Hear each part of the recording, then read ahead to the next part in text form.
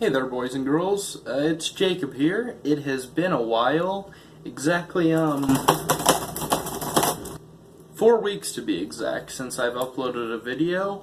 But now I'm back. I'm ready to make more content, and let's get into the video.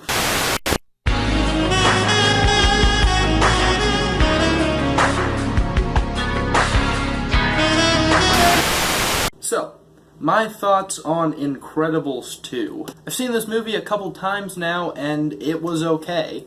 It didn't blow me out of the water. I didn't really expect it to amaze me that much. But let's get into specifics with this.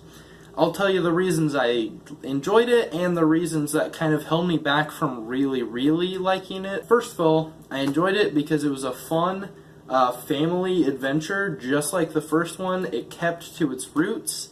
Didn't really change much about the family dynamic. The world felt very much the same, and rightly so, because it literally picks up seconds after the first movie ends, so I wouldn't have expected anything to change.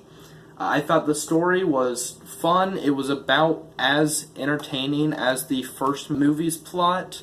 The music was amazing. And that's really as far as I can go with it.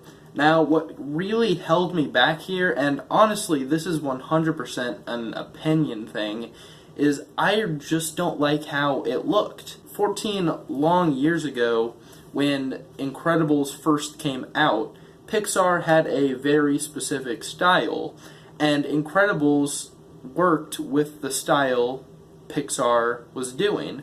But now, 14 years later, Pixar has a new style. It's polished, everything is shiny and reflective and cartoony, and for me, Incredibles doesn't work in that style.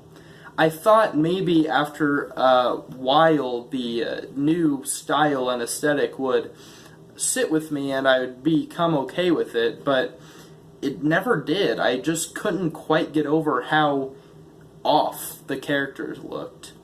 You can see it. It's the most basic things, just like their eyes being a little more vivid and shiny, their skin being more reflective, their suits looking more shiny and realistic.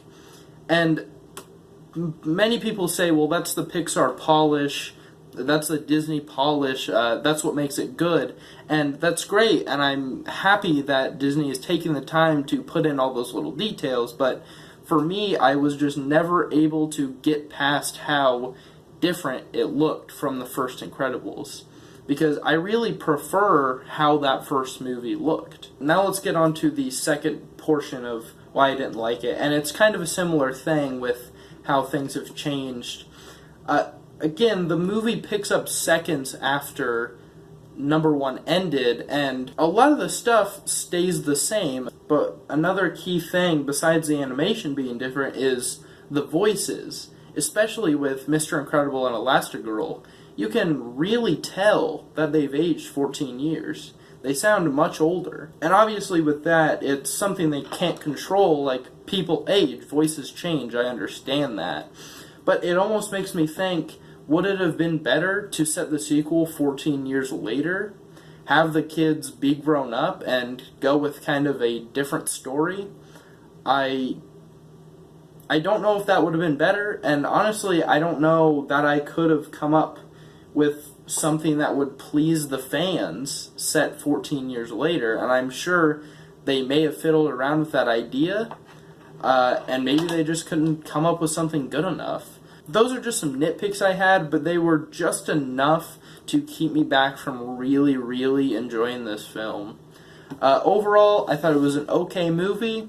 It was a pretty standard run-of-the-mill Pixar movie. If you like what Disney Pixar has been doing in the last few years, I'd say since like Tangled, then you'll probably like this. And if you're already a huge Incredibles fan, then you'll probably like this as well.